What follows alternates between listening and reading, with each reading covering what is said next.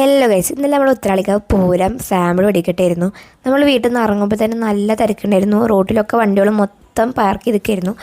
ഞങ്ങൾ മാമാട് പോയപ്പോൾ മാമാട് അവിടെയും ഭയങ്കര തിരക്കായിരുന്നു, വണ്ടികളൊക്കെ പാർക്ക് ചെയ്തിട്ട്.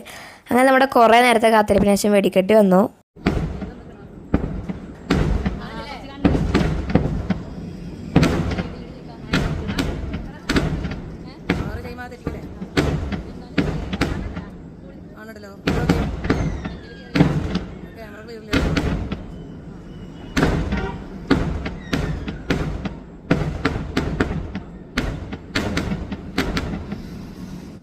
ഏഴരക്ക് വെടിക്കെട്ട് തുടങ്ങും പറഞ്ഞിട്ട് 9:30 ഗൈസ് വെടിക്കെട്ട് തുടങ്ങിയത്.